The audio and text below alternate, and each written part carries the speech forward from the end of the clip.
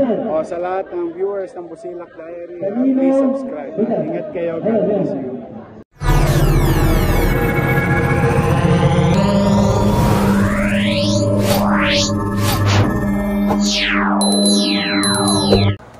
Hindi na ginawa ko bilang ama ng Luzon ng Maynila noong panahon ng pandemya.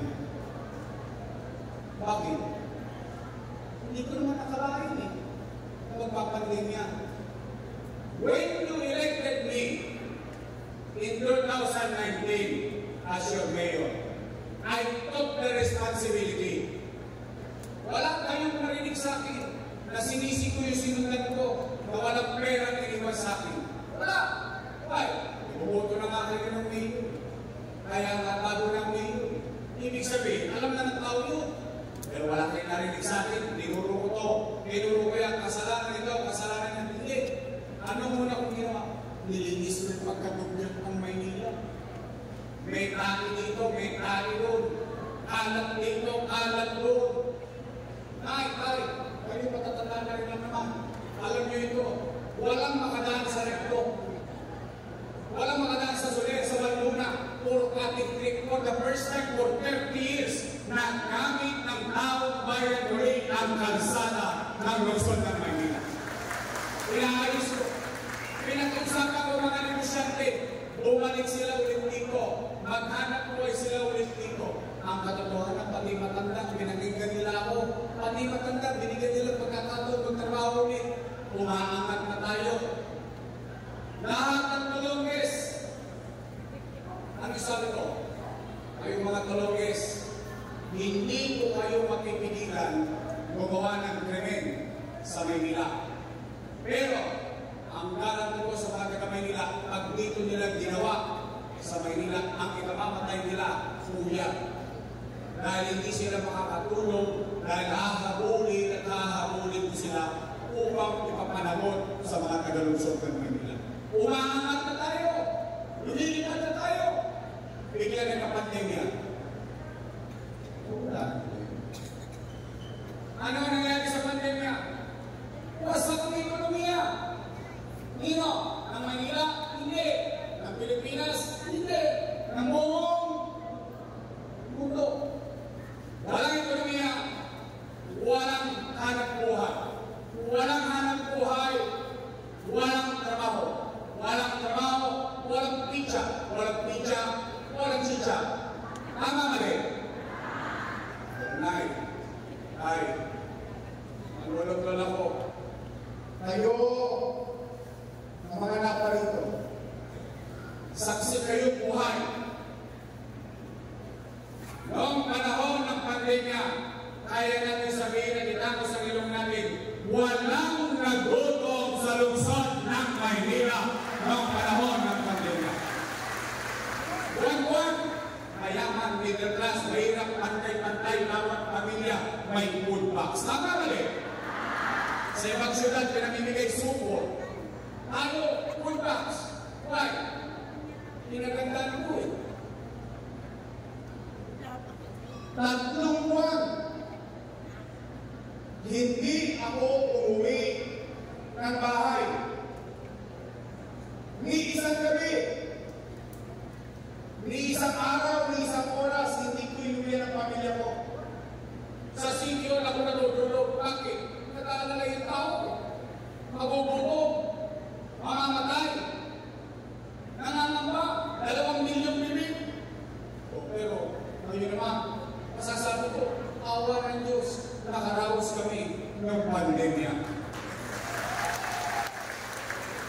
Kahit na,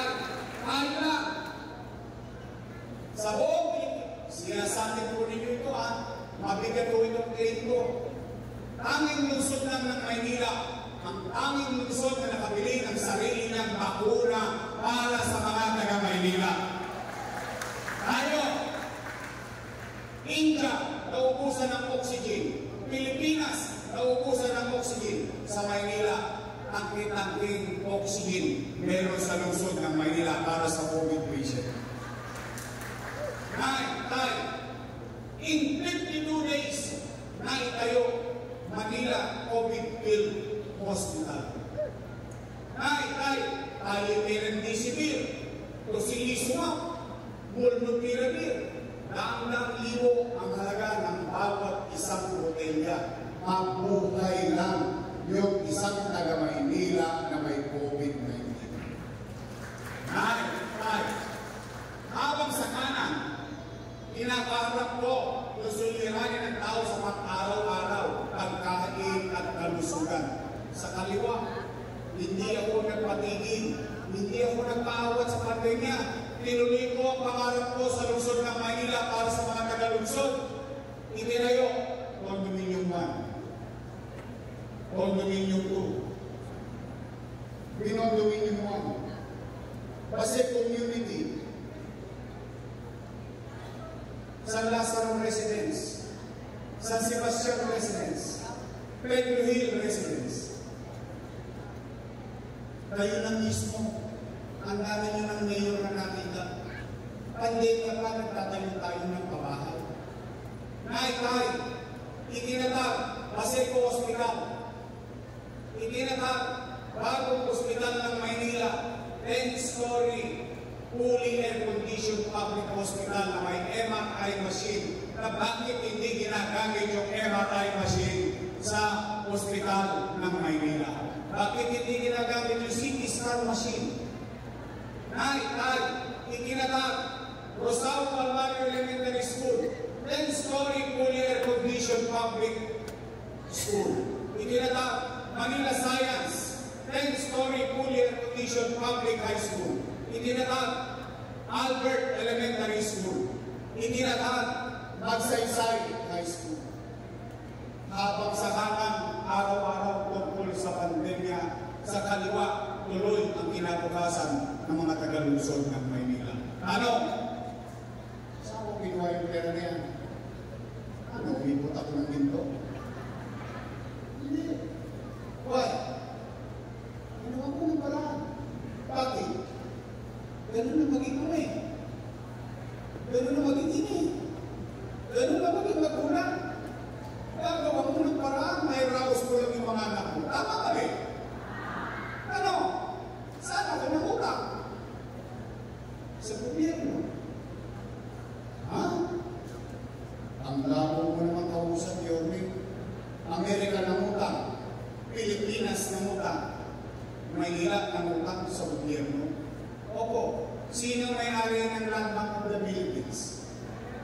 Gobyerno. Sino may-ari ng Development Bank of the Philippines? Mas madaling usapan. Imumestra ko, mga nanay ko, mga tatay ko, mga lolo at lola. Tingnan niyo maigi. Itong ulo ko, hanggang pa, yan ang buong gobyerno. May dalawang pulsa. Isa sa wakari, isa sa nangka. Sa kaliwa, punong-puno, siksik-liklik, umapaw ka. National Government Financial Institution.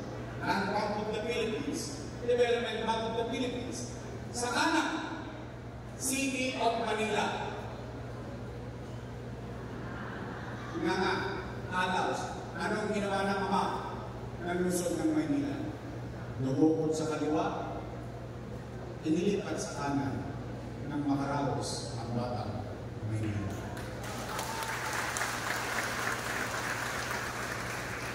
Sino nagpalitan ng pera?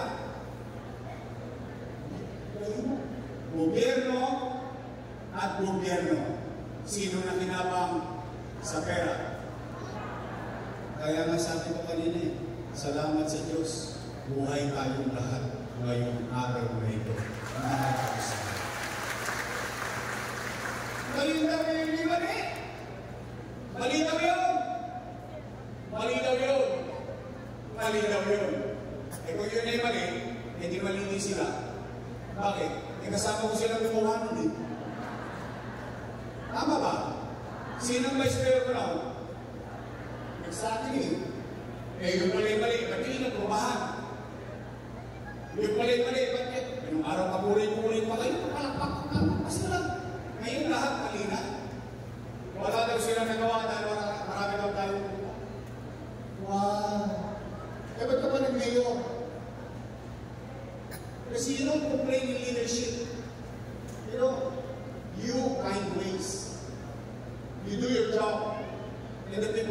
request lang.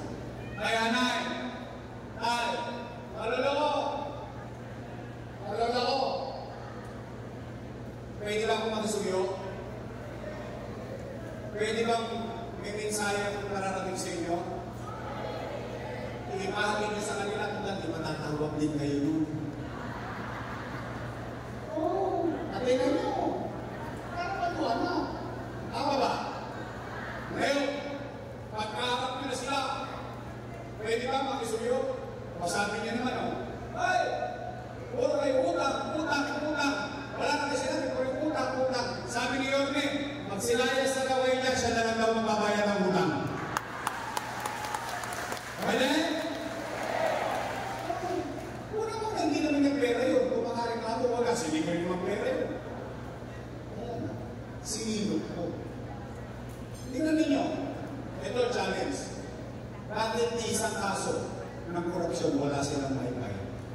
Bakit isang reklamo ng korupsyon, wala silang masabi? Bakit? Napakinabangan ng tao bayan. Paano may magkakaila yung mga litrato na yun? Ang nanisira sa akin. Tama mali. Kaya nanay ko, matanong mo lang kayo. Gusto mo ba talaga akong balik?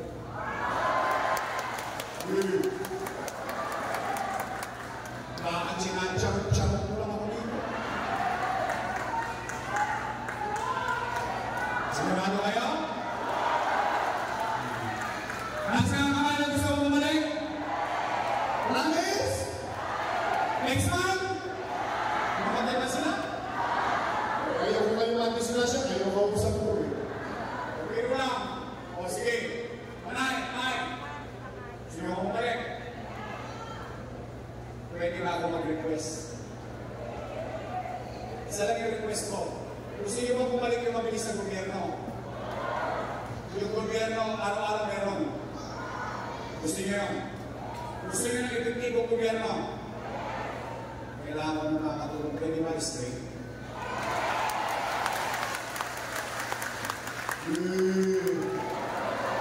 Hoy! Mag-iingat kayo ng kasasagot.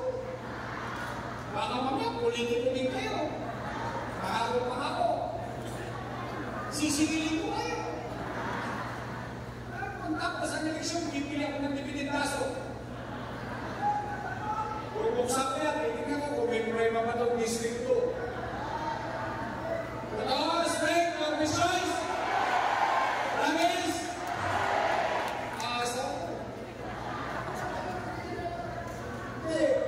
O, halimbawa, lumugad kayo sa tao nyo. After election, ako naman ang singilin ninyo. Pwede? Promise? Nico Evangelista! Romeo! Ruben Miranda! Olong C! Awi Sila! At ang kamamona!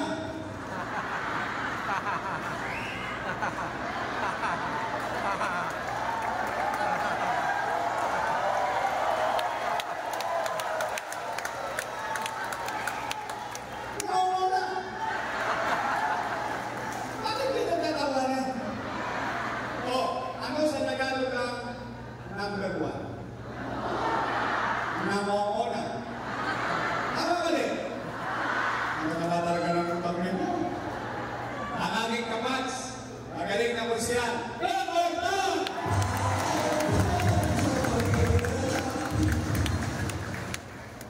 Kayo magkikinig lang at ayusin nyo, hindi ninyo. Kayo lang naman ang nakikinig. Ito naman, importante ito.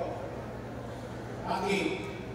Kailangan ko ng katulong sa national government para magdala ng resources sa distrito ninyo. Nay, real talk. Ito you should demand. Sila, yung nakaupong congressman, natulungan ko naman yun, di ba yung hindi talaga. Ngayon, kung nilikot nila yun, okay na. Talagang gano'n naman ang buhay. Sabi nga, di ba? Pero ito, tatandaan ninyo, di po ba, sa buong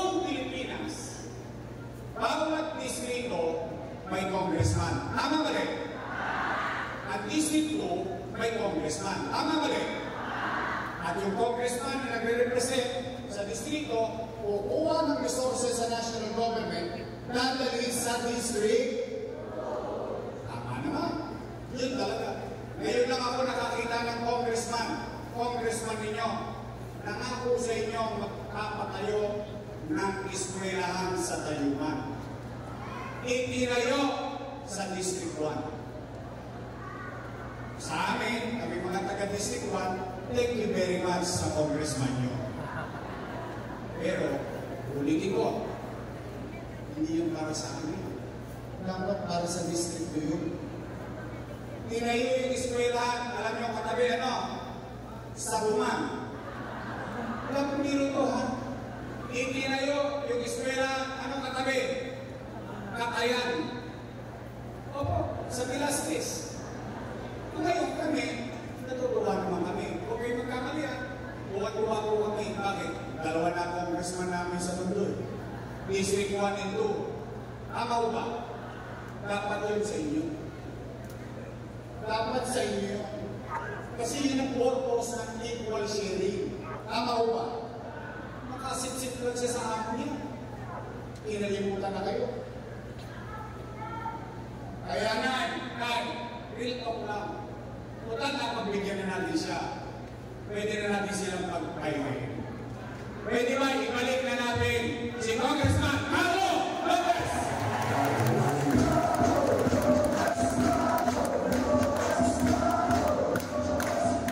O yung vice mayor po, may asin ko.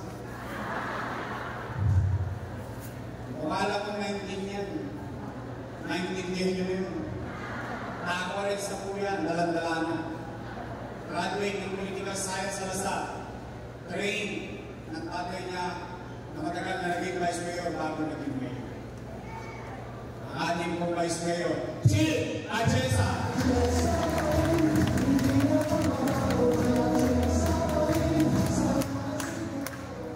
Nalala naman na katangalan nila.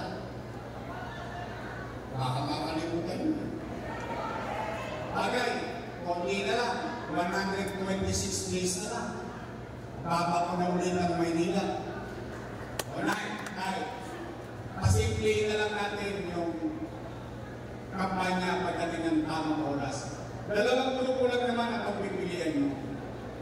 Unang grupo, your best choice, matamis. Kabilang grupo, ladies' choice. Kayo may sabi ng hindi ako. Promise, your best choice, right? Talaga? Asahan ko yan. Sama-sama tayo. Pagdating ng Mayo, bigyan natin sila ng team song. Ito ang magiging team song natin sa kanila.